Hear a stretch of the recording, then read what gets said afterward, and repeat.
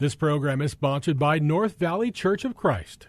There's a message true and glad for the sinful and the sad. Ring it out, ring it out, ring it out, ring it out. It will give them courage new, it will help them to be true. Ring it out, ring it out, ring it out, ring it out.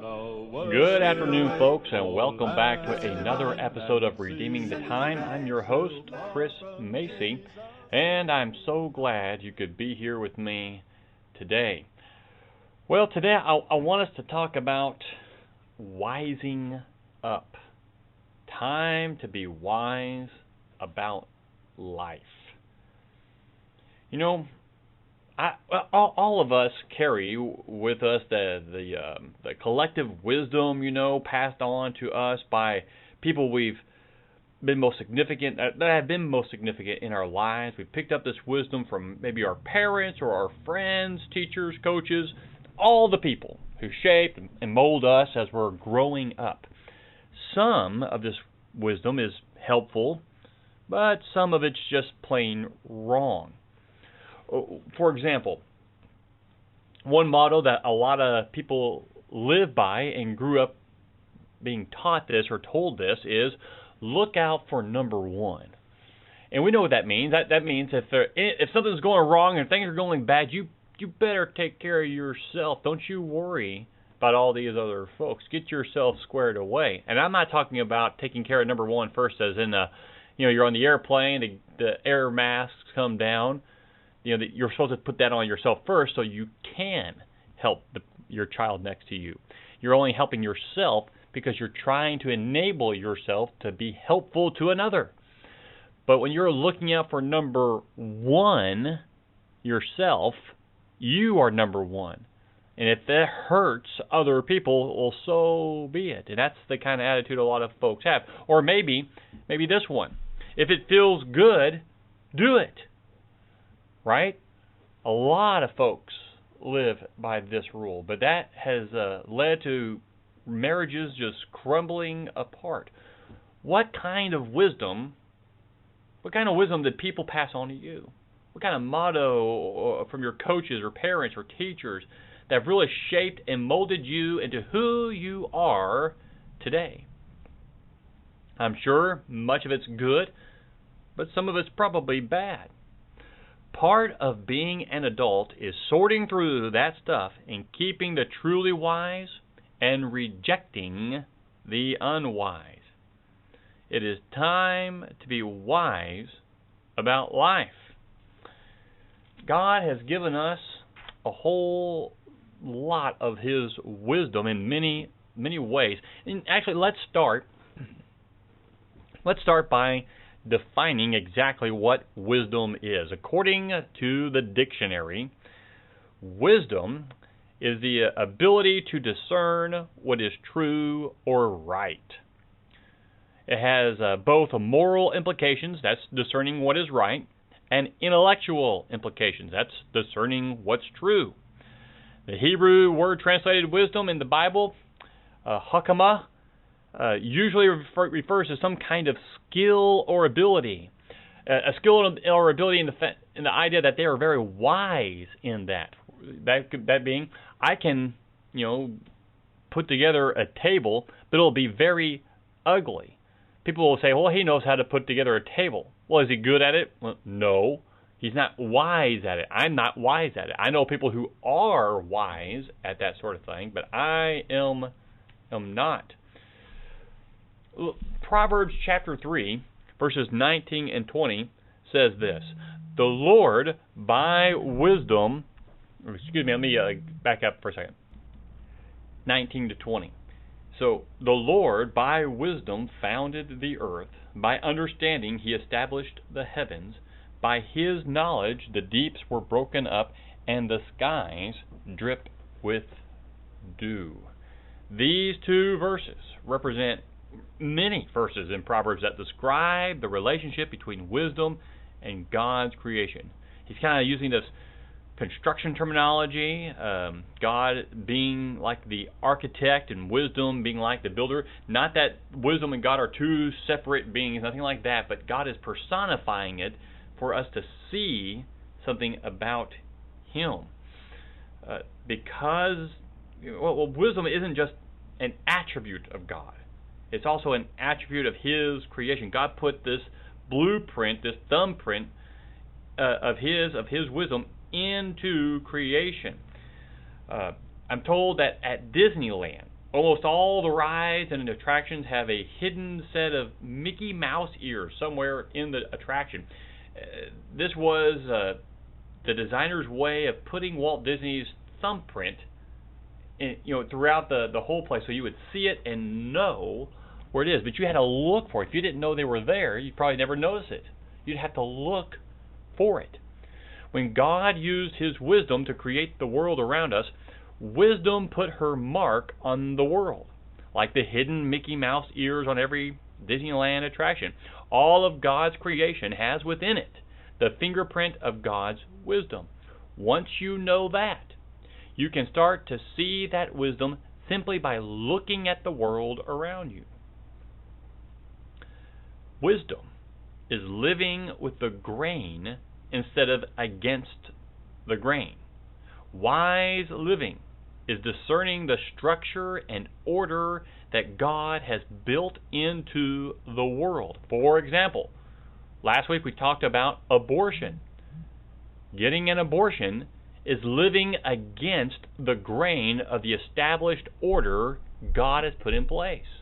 Homosexuality, that kind of lifestyle, goes against the grain. You cannot reproduce like that.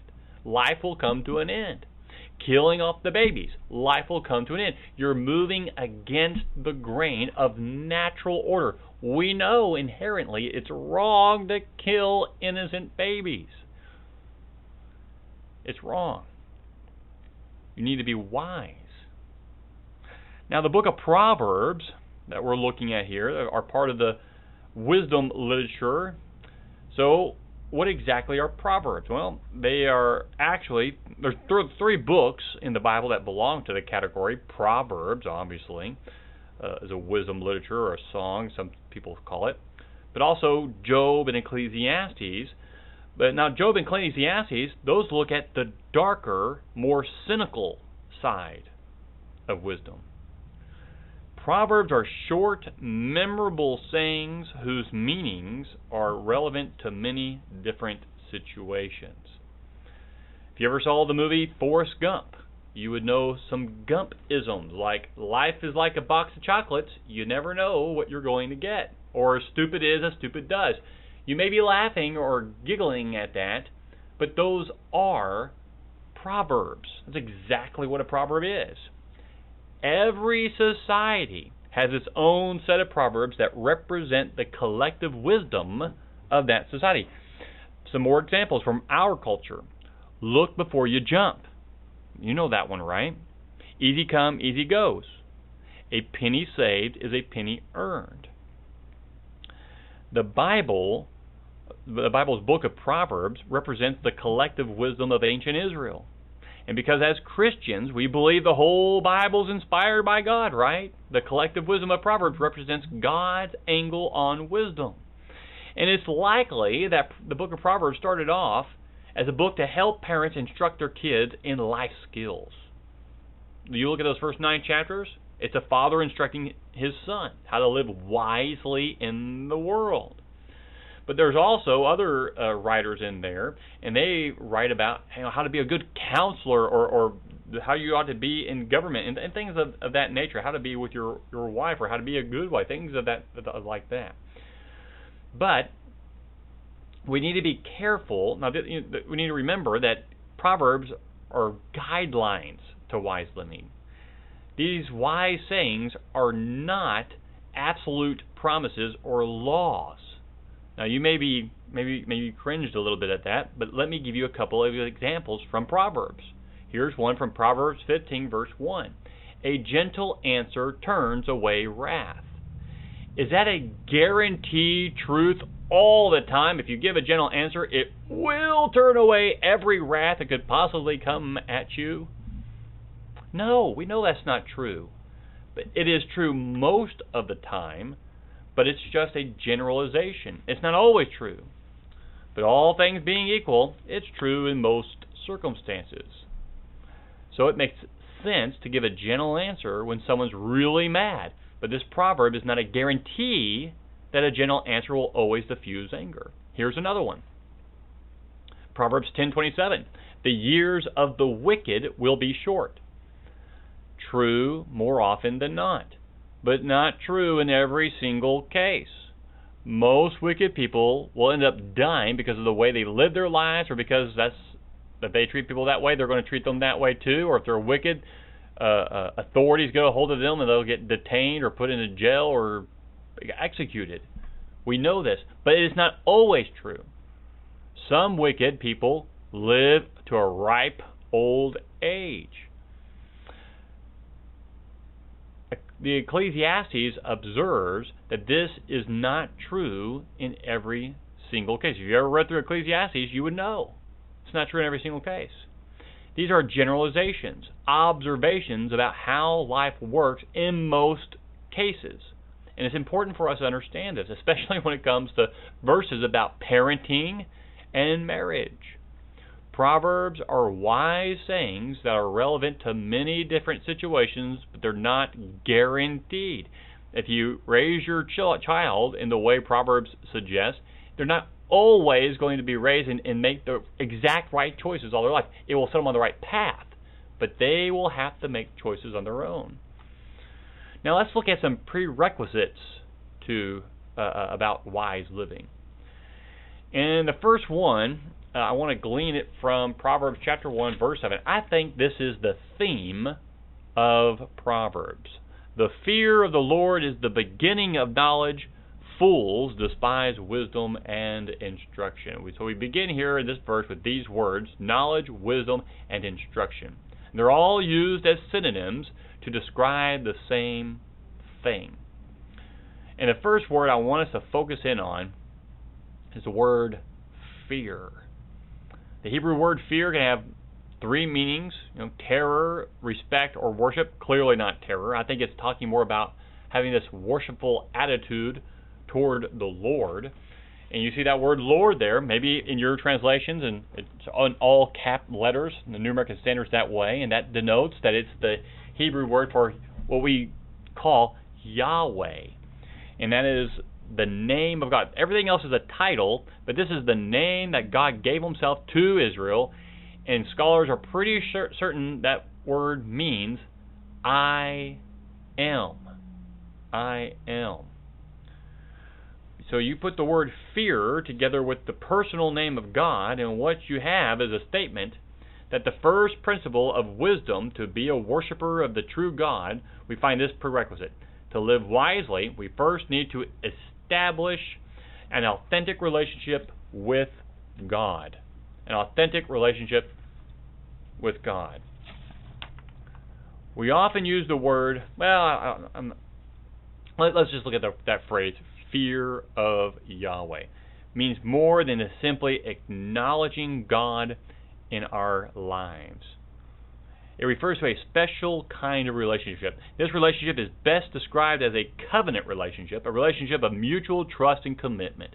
In the Old Testament, this covenant relationship came through the covenant God made with the nation of Israel, through Moses. With Christ, when he came into the world, he opened the doors to all men, so that we can all know God. So before we can seek to live wisely, we need to know the author of wisdom personally. But the reality is that there are a lot of Christians who are not very wise. They lack the kind of life skills we expect from true biblical Christians. Just becoming a Christian does not automatically make you wise. There's something you have to do. So let's look at the second prerequisite. To live wisely, we need to passionately pursue this wisdom, right? Passionately pursue this wisdom. Proverbs chapter 4. Proverbs chapter 4, verses 7 and 8. The beginning of wisdom is acquire wisdom. And with all your acquiring, get understanding. Prize her, and she will exalt you. She will honor you if you embrace her. Passionately pursue this kind of wisdom. How? Well, we start by asking God for the wisdom, right? James chapter 1, verse 5. We pray to the Lord for wisdom. He doesn't just open up our heads and plop in all this wisdom. I wish it were that easy. But if you pray for wisdom, God is going to put you in situations and in areas where you can glean or gain this wisdom. But you got to be looking for it. There's a part, He's going to give you the opportunities, but you got to take the opportunities. And what kind of opportunities are there? Well, number one, first opportunity He'll give you is read His Word. Study it. And you can find all kinds of good, wise nuggets in there.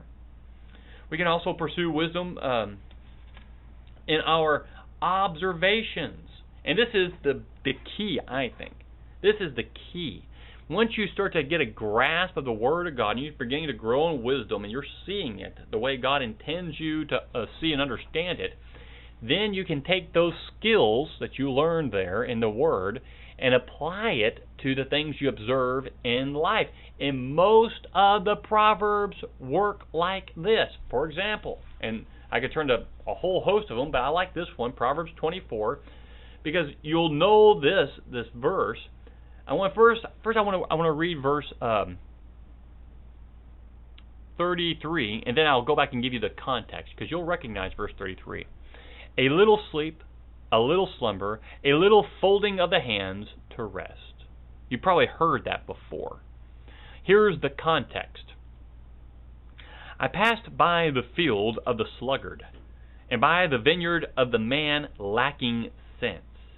And behold, it was completely overgrown with thistles, its surface was covered with nettles, and its stone wall was broken down. When I saw, I reflected upon it. I looked and received instruction. You see what the writer's saying?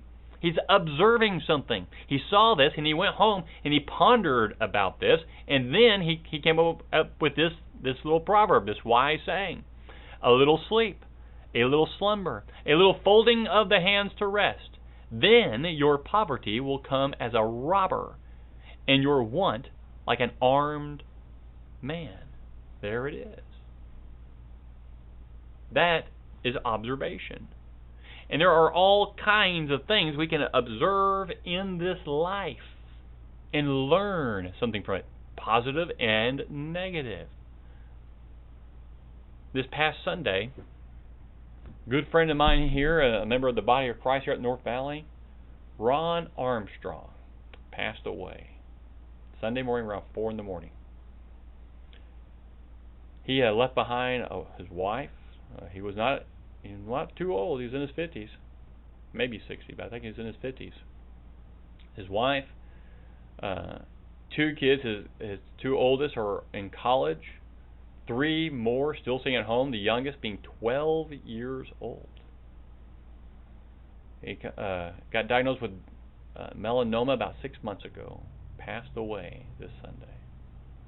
When my wife, Jenny, when we had our kids about 6-7 years ago, first thing I started to do was read the Bible.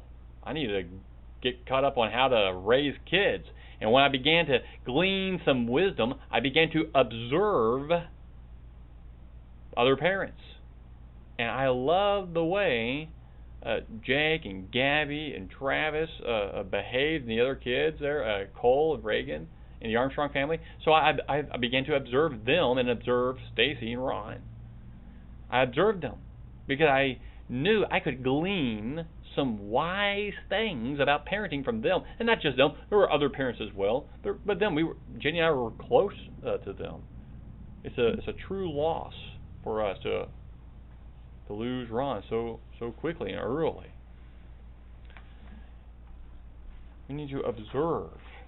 I think that's a big part of wisdom, one that we overlook quite a few times. That's something we ought to be doing more of. And looking here at Proverbs 24:32-34, that's how most of the Proverbs came, from careful observation combined with reflection. So observe the world around you. Watch how people respond. What kind of consequences come from certain actions. So the second prerequisite is to passionately pursue wisdom. Now, back over in chapter 4 of Proverbs. Let me get back over there in my Bible. Chapter 4, dropping down to verses 18 and 19. It says, "But the path of the righteous is like the light of dawn that shines brighter and brighter until the full day. The way of the wicked is like darkness. They do not know over what they will stumble." So let's look at that first verse there in verse 18. This is going to be the next prerequisite, but let me tell you a little bit about this verse here. So he starts off there in verse 18, the path of the righteous. The path of the righteous is not righteous because the righteous are on it, because a person's righteous. It is going in the right way, going in the direction that God intended you to go, to walk. Moving in that direction, it makes you consistent with the things of God and His Son, and that's righteousness. When you're not going in that direction, then you're going in the path of wickedness. It's not that the person's wicked, but they're on the path of wickedness. That's what we mean when we tell folks that homosexuality is a sin. That is the path of wickedness. It's not that you're wicked, but you're on a path leading in that direction. Get away from it. Get out of it. Its end is destruction. Don't be part of that. And so here in verse 18, the path of the righteous is like the light of dawn. It's when you're walking down and the sun's not up, but you can tell from the sky and the light around, the sun's coming. You're beginning to glean and observe things a little clearer. It's still a little dark, but there's enough light where you can see a few things. And so you're gaining a little bit of knowledge and wisdom. And as you continue to walk in that direction, the light gets brighter and brighter until you have some pretty good wisdom. You can start to see things very clearly. That's wisdom. Being able to see the world from the mind of God. And that's what the proverb writer is saying in Proverbs 4:18. And of course, the way of the wicked is darkness. You're not wise at all. You cannot discern anything because you can't see. Not wise.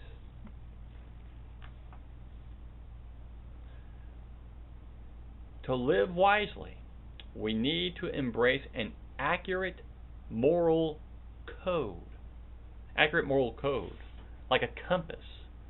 And I think a good, accurate moral code, I want to bring up the Ten Commandments. It's not that we live under the Ten Commandments today, but for example, you look at our country, it was founded on the principles of the Old Testament law, the Ten Commandments. That's what it was founded upon, the 10 words, the Decalogue. And so, since our country was founded upon those principles, and those principles were implemented well by the folks, look at was everyone in our country or the true Christians? Well, no, they weren't. They respected and loved God and they strived. But what made this country great was we began to live with the grain in the way God intended us to live in this world by His Word. And as a result, even with making some poor choices, we were greatly blessed because we were living along the grain, the way that God intended us to live in this world. And then, therefore, greatly blessed. When you think about success in your life, what kind of picture comes to your mind? Do you picture success as the American dream, owning your own home, having successful kids who finish college, begin upward mobility, and have lots of money? Do you picture success as retiring and buying an RV so you can travel around the country? Nothing wrong with any of that in and of themselves. But none of these things ask, what is God's plan in my world, and how can my life plan fit with God's plan? God's plan for the world is to share the good news of His love as it's revealed through His Son, Jesus the Christ. It's to show people that God is real through the words and actions reflected by His Word. To live wisely, we need to redefine what we mean by success. We need to abandon our quest for self-fulfillment and abandon ourselves over to the Christ fulfillment. We need to find out how God can or has uniquely wired us and how this uniqueness can be used by God to help other people. We need to break out of our consumer mentality and really lay hold of the mind and heart of Christ. We need to build a life plan that's consistent with God's plan. Read and study the Word. Glean those nuggets of wisdom. And then when you get there, when you start to grow in that aspect, use that to help you see the wisdom God's given us throughout creation in this world by living with the grain. We must do this. There's so much going on in this world, and in my mind, in my mind's eye, it is so wrong. It's not even close to wisdom, and yet so many people believe it's, oh, that's a good choice, that's wise, yeah, let's do that. Why? Are you kidding? Are you not even close to being wise in this world? Look around, open your eyes, and think through these things. Ponder upon them, like the proverb writer in chapter 24. Well, I need to go ahead and wrap this up. We'll be back next week on Tuesday, 4 o'clock here on 1010 AM, KXXT. Appreciate you being here with us. And remember, redeem the time. That's the title of this program, Redeem the Time. Make the most of every opportunity, for the days are evil. Observe, read, study, gain the wisdom that God has given us throughout this creation and in His Word. And you will it'll go well with your soul. You will grow in the aspects of the Christ. Thank you so much. I love you, and so does the Lord. Ring it out, ring it out, ring it out. This program was sponsored by North Valley Church of Christ. To hear this program again, go to FamilyValuesRadio1010.com and click on the podcast page. And find this program and many others right there on FamilyValuesRadio1010.com.